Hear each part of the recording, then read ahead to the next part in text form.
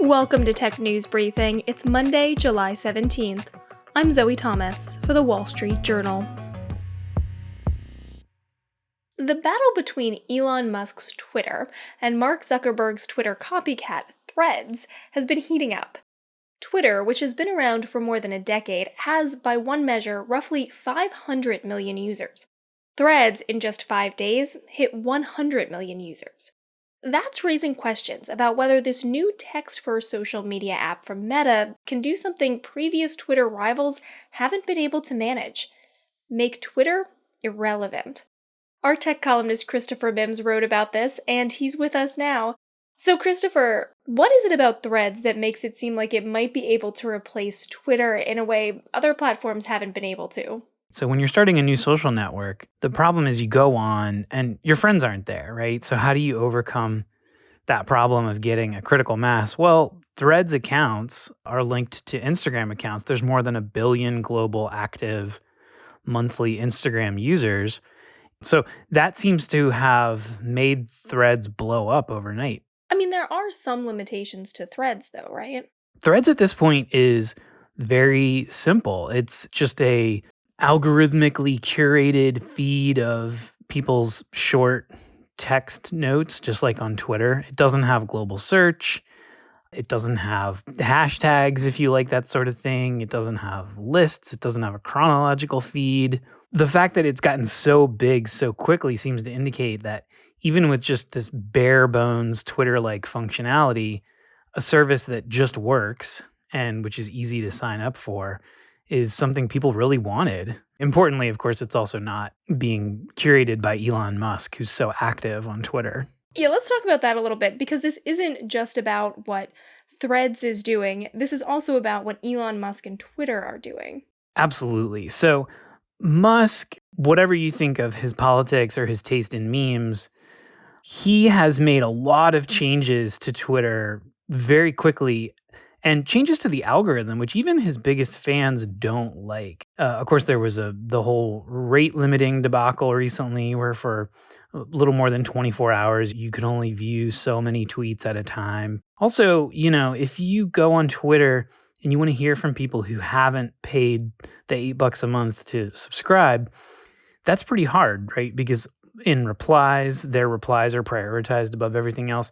It's created a lot of incentives that skew who's being heard on the site, and frankly, skewing it away from the folks who in the past were doing most of the content generation and engagement on the site in the first place. Do we know how much of an impact all of that is having on Twitter? Are there any numbers on that? It looks as though Twitter has had steadily over the past year a significant decline in traffic, about 10 or 11% down over the past year. A lot of that drop happened in the first couple of days after Threads debuted. Twitter's also dropped from about the 32nd most visited domain on the internet to about the 41st most visited domain. So whereas in the past it was up there with giants like Amazon or, believe it or not, Yahoo, still it's dropped significantly in its ranking. Last week, Twitter said it started paying creators on the platform a portion of ad revenue from the ads that are placed in replies to their tweets. Could moves like that help to keep people on the platform, keep it relevant? It remains to be seen what the effects of those changes will be to Twitter. So Musk has said that this past week perhaps set a record for the number of, he called it engaged user seconds. In other words, the amount of time people spend on Twitter total. And that could be that Twitter's user base is shrinking, but they're spending more time on the site, maybe viewing the kind of long form videos that Musk and others have been touting. It seems as though what's happening overall to Twitter is more engagement from a committed user base, but that user base may be shrinking. Christopher, Twitter has really stood out in these moments of big upheaval. For instance, the Arab Spring, the Black Lives Matter movement, and the 2016 election. Could it be that we're just not seeing those moments play out right now, and that it could still be the town square when major events happen?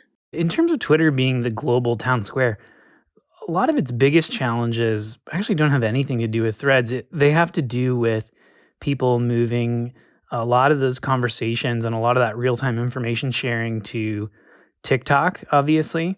WhatsApp is huge, especially in South Asia and other parts of Asia. Telegram has been huge for sharing real-time information about the conflict in Ukraine. So people just have more options now than they did a decade ago. Are there things that Twitter can do to stay relevant then? One way that Twitter is staying relevant and that Musk's moves might actually, in the end, prove to be wise in terms of relevance, if not ad revenue.